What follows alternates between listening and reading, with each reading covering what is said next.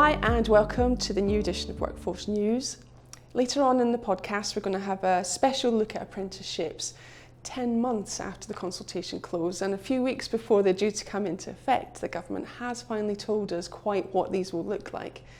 So we've got Sue Evans, who's the head of HR from Warwickshire County Council and the current president of PPMA, and also our Phil Bundy from the LGA. And they're going to talk to us give us some information about what these regulations will look like and also a bit of reaction to how these will impact on councils. So that's coming up a bit later. But first of all, we've got some big news here in the LGA workforce team. Our current head of workforce, Sarah Messenger, she's moving on to a new role in the LGA and we're going to have a new head of workforce.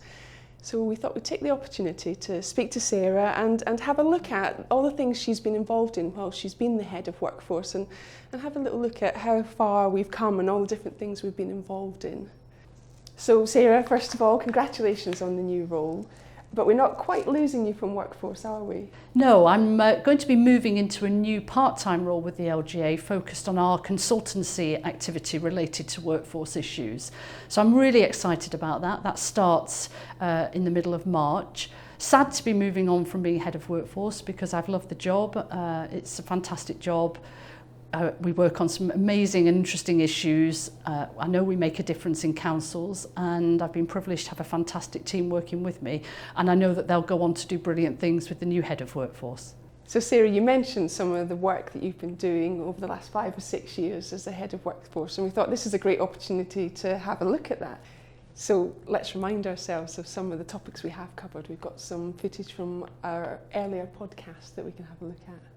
Well, we're certainly living in interesting times at the moment. We're doing a lot of work around employee engagement, really thinking through what pay and reward's going to look like in the future, particularly with the new national living wage and the need to redesign the national pay spine. We know that the days of command and control have largely come to an end.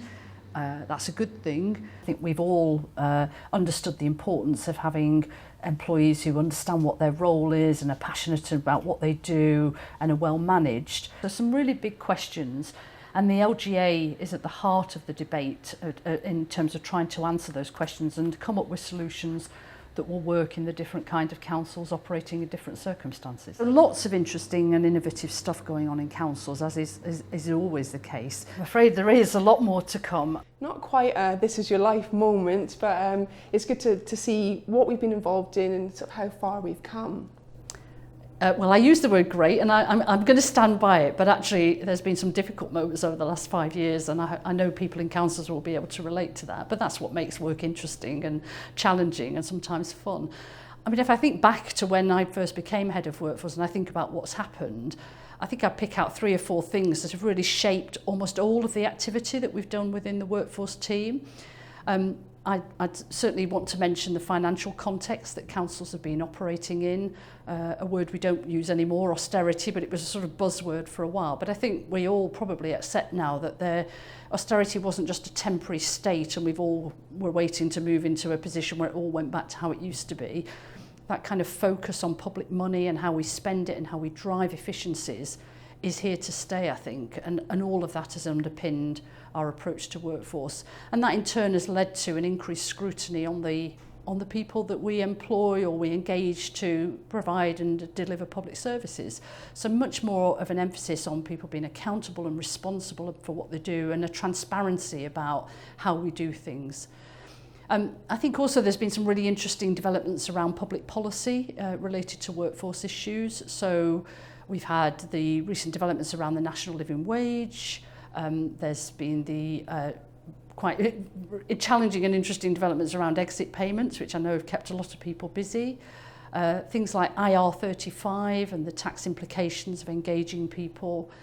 And of course, some major developments around public sector pensions, both in terms of the pension scheme for the individuals within it, but also increasingly a focus on, particularly for the LGPS, how the money in the pension funds is actually invested. So a real rich tapestry of issues that have sat behind the range of activities we've carried out.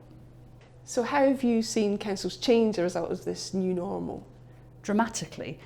I think it's quite remarkable actually how much councils have achieved over the last 5 or 6 years in terms of their workforce, and a lot of that's been done against a backdrop of financial pressures, as I've said, a kind of constant and sometimes changing expectations of politicians and senior managers who have a vision for where they want the council to be. So we've had all sorts of councils muted from the commercial council, the commissioning council, and councils rightly will set their own agenda for what kind of council they want to be and how they want to deliver services. And the HR community and the workforce absolutely need to be at the heart of that discussion, because we know that they're integral to the success of it. So, and we see that in examples like the tri-boroughs, lots of examples of greater integration of health and social care, outsourcing of services, combined authorities, lots and lots of examples of the way that the local government family is evolving and shifting at a rapid pace, and how the workforce is integral to achieving success in all of those ambitions. Can you talk to us about the changes you've seen in the workforce team? The range of issues we focus on has really grown. I think the level of expertise and insight that collectively as a team we bring, that there are growing expectations of that as well, that we need to be more than just experts in pay, pensions, employment solutions, which was our mantra when we were the LGA. We need to be absolutely at the cutting edge of thinking around HR practice, OD practice, kind of, and even moving beyond those constraints into very, very different ways of engaging human beings to deliver services, and not necessarily always think of that as a straightforward employment relationship with a contract of employment and a level of pay and a job description. And that's what's really changed, and I've been very, very lucky to have a brilliant team that have helped me work on those sorts of things. So for example, the work we've done around the 21st century public servant, particularly the e-book that we commissioned last year, Walk Tall.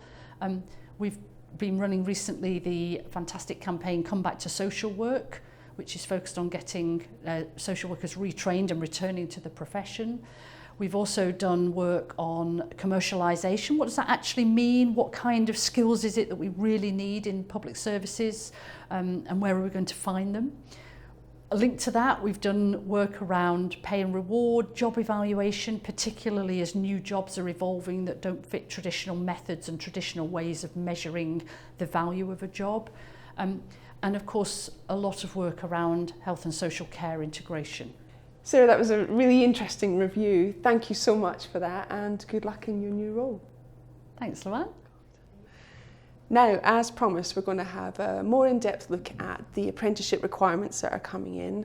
And to help us with that, we've got Phil Bundy from the LGA and also Sue Evans, who's the head of HR at Warwickshire County Council.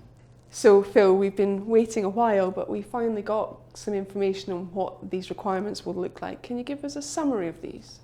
So the government's going ahead with this 2.3% target for public sector bodies with 250 more employees. Now when I say 2.3%, it's best to illustrate this by way of an example. If you've got 1,000 employees, it means you've got to have 23 new apprentices start each year. And the 250 employees and the 2.3% will be calculated based on pure headcount. We were hoping it was going to be by full-time equivalent employees, which would have been a help to local authorities because, of course, we've got a lot of part-time employees, so it's pushing the number of apprentices up for us. Another point as well is that our schools will be included in our headcount when you're working out the 2.3%. So that, again, is going to push up the number of apprenticeship starts we're going to have to see each year. Academies though and multi-academy trusts, so they will be treated as individual employers, so whether they are covered will depend on whether they hit this 250 target, which a lot of the time they won't. So this wasn't quite what we were hoping for. No, it's not. There is, I suppose you could say, a little bit of a silver lining. The way these targets are going to work, they're going to work over a 4-year period, so they kick off in April this year, 2017, and run through till the end of March 2021. And strictly speaking, it's 2.3% each year from April to the end of March. But what the government has said is that you can average it out over this 4-year period. So if you have a bad start or a bad year, as long as you do all right over the 4-year period and meet these targets, then you will be considered to have met the targets.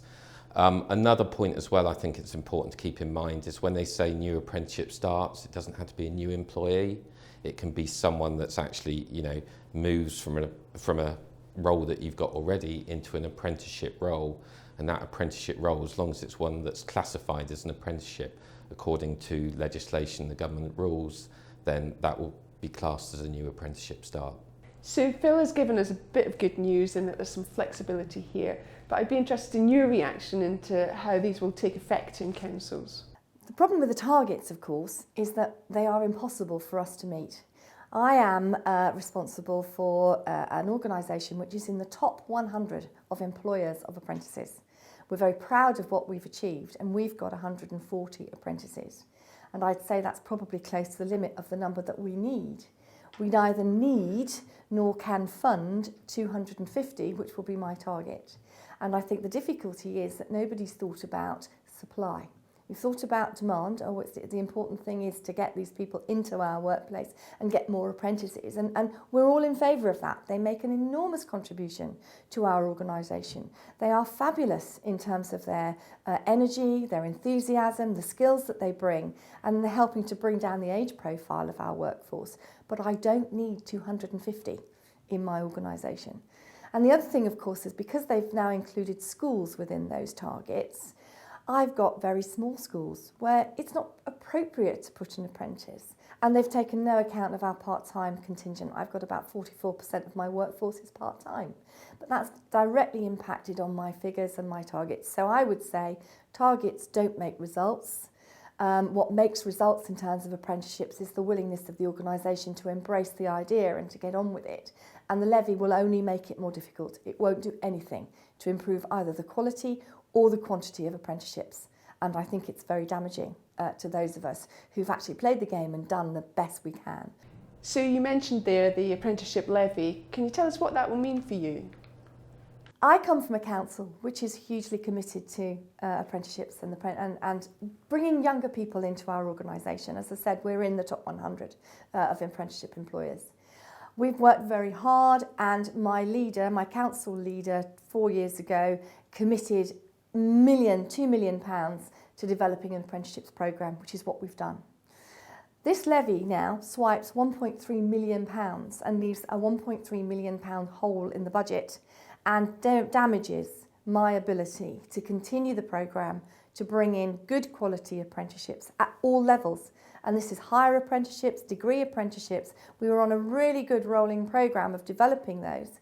And whilst I can use some of the levy for my existing staff, actually, is that the spirit in which it was intended?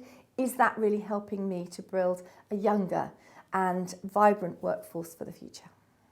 So Phil, this is obviously not good news for Sue and her council.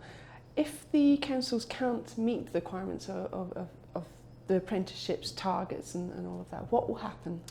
Well, there's no formal sanction, there's not a fine or anything like that, but what the government is saying is that, if they think a council hasn't had proper regard to the targets, then they'll come in and help you and see what they can do to help you have regard to the targets and meet them, whatever that might mean. But I think the message you can take from that is that if you're not able to meet the targets, there will be a reason for it. So it's being clear on what efforts you are making, what you are doing, and being able to explain clearly why you're not meeting them. It might be because you've got a lot of part-time workers, a lot of schools employees that are sort of increasing your targets. So if you can sort of tell the story behind it, then that should assist you if you're not able to meet them. So Sue, given how difficult it will be to meet these targets, what can we at a national level do to help councils with this? I think it's vital that PPMA and the LGA continue to do the good work they're doing in supporting councils to develop apprenticeships.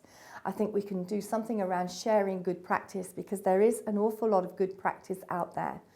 Councils, I know, have worked very hard to really develop good apprenticeships programmes which offer quality training and quality experience for young people, so that they're getting the skills that we need for the future and that they're getting to build their future careers.